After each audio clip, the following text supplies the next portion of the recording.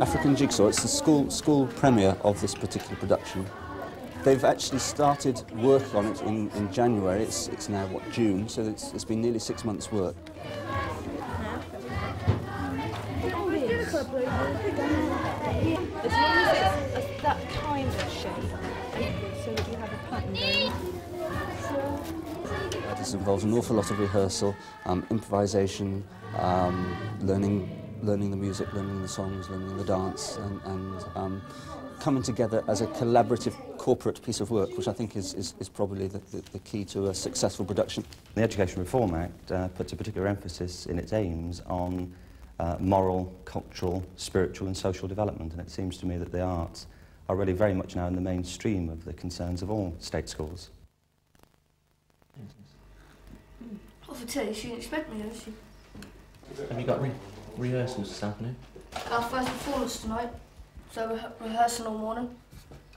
And we got Barbara Machin this afternoon. We've got to finish off that novel, what we're doing. All of the group writing about a factory thriller because we went to factories. And we're writing about this girl called Julia who works in a factory and she's getting herself in trouble. And there's drugs and all that going on within it. She's quite surprised me, really. I didn't think she was that sort of person.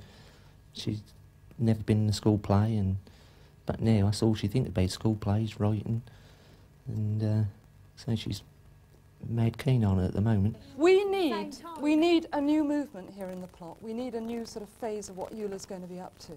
We could send her back to the beach. This is Barbara working with a group of third-year students. Barbara has worked here before as writer-in-residence, and this is a particular project which she has been involved in since September 1989, which is we've entitled The Experience of Work. At the moment they're actually planning the writing of a factory thriller. The experience of going into the factory is used as a stimulus. All the ideas, all the characters they've met are actually being used within the genre of a thriller. I mean, this is what the cliffhanger's all about, isn't it? It's about constantly saying, right, follow your heroine, and at that moment something terrible happens. The facts come out. And she put a sheet over it, so massive noise. Yeah, she she's a very talented student, but in many ways I think is probably quite reticent about what her talent is and how she might fashion it, how she might actually channel it. And I've watched her become very disciplined and committed to what she's doing. I've watched her surprise herself and challenge herself a lot.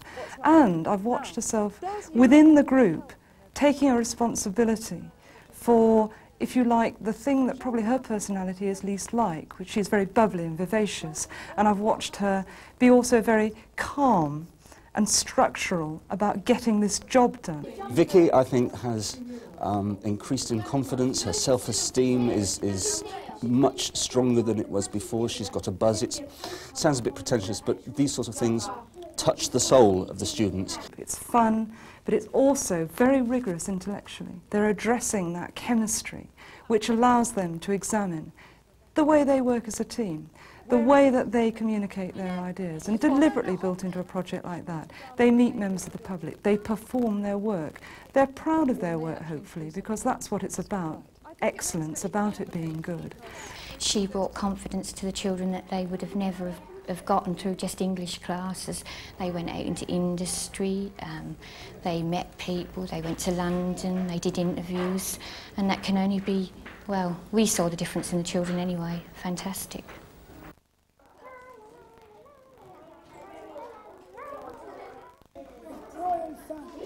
There's a tendency, I think, in the debate about education to think of schools as almost vocational training institutions, and of course they're not.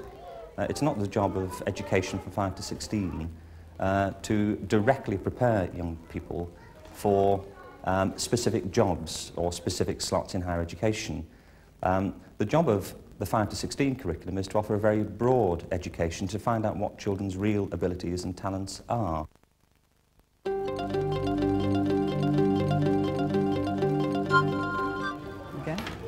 Which is very important. I'll use this as a demonstration kite. The steeper the angle is that the kite is going to fly, and the higher you have your knot along the bridle string, the lower the angle is going to be of flight. And that will also vary according to the strength of the wind outside. So you have to be very sensitive to the wind conditions outside. You see how I'm doing this?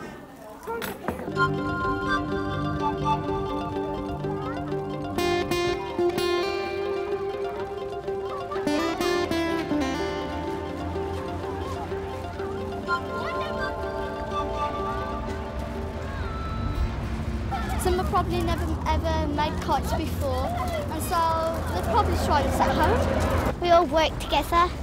Well, I liked it all really. I'm a Pakistani, I'm not an Indian. Well, I learned a lot today as well. I remember people coming to my school and they created images and left impressions in my mind that were very exciting and positive and encouraging, you know, to make sense of my education altogether. They will have learnt how to share their ideas, how to find out, how to put together and help each other. So they've learned a lot of social skills.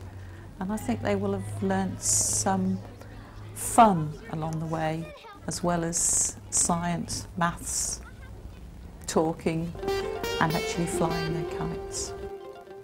Me again. Lovely. In. Make sure, and. You can, Kelly. 50 I'm not sure. In terms of money spent, in terms of getting artists into school, there is a benefit. There's an immediate benefit for the children. Clearly they're working with somebody that's new, somebody that's different, somebody that dresses differently, talks differently. They're enthusiastic about something that's different, and obviously that's infectious. So the kids get an awful lot out of the day. They produce some excellent artwork. They learn something about the artist, they learn something about their background. Culturally, we're trying to introduce the children to other people's cultures, and artists are ideal subjects for that sort of thing because they bring so much of their background into their work, and we wouldn't necessarily get those inputs if it wasn't for the visits that we get from artists of this sort. They're building up along a theme, a combination of dance, drama, storytelling, visual art, so that they can actually present that to another group of children. Put the instrument down, put the instruments down. I think the big difference now with the development and the devolution of money to schools is that the governors and the head teacher will have the responsibility for how the arts are supported. In the past, inspectors and advisors would have had money and resources which would have been their responsibility to allocate into certain developments or projects in the way that they saw fit. Now that money has been devolved to individual schools, it becomes very much more the responsibility of governors to ensure that the arts are supported.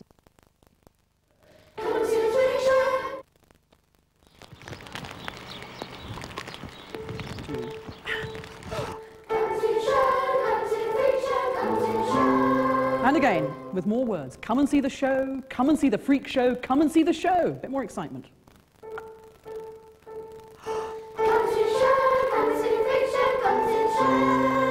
Right, can anybody sing me? Come and see the little pond, come and see the show. The dog with horns, the skinless frog, the scarlet and cross-free. This evil. It's become a completely cross-curricular project. So it isn't just music. It's gone through the obvious things like drama, but also a lot of history, a lot of language work. And I understand that some teachers in other schools have taken it into other curriculum areas because that's the way they work in their school, on themes and topics. I think it benefits the children because they're able to, they can be very isolated in a small school, and it gives them the benefit of mixing with many other children. 1, 2, 3, 4.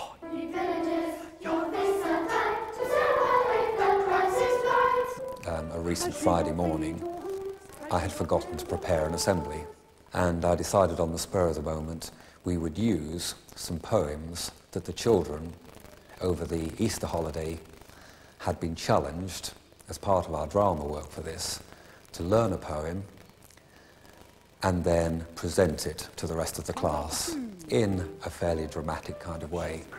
And there was one lad in particular who is a very introvert sort of character normally, and he had worked on a lovely little humorous piece, and he volunteered on this morning to deliver his poem.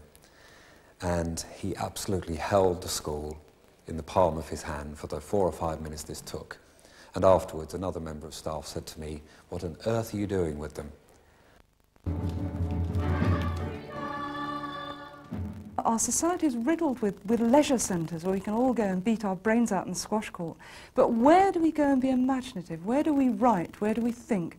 Where do we challenge and develop ideas? Arts are indispensable. Arts are part of our lives. Arts are enriching. Arts enhance the educative process. Without arts, we are poorer human beings, and it is our responsibility as teachers to provide a richness of education. So what I'd urge school governing bodies to do, I think, is to recognise, as we all have to, the limited resources at our disposal, but the nature of the task that we have to undertake. And that this isn't a job which, curiously, the arts in some way obstruct. The experience, I think, in schools where the arts are well provided for is that the arts facilitate the achievement of the full range of the school's responsibilities. It's a way of making the best use of their resources, not a way of squandering their resources.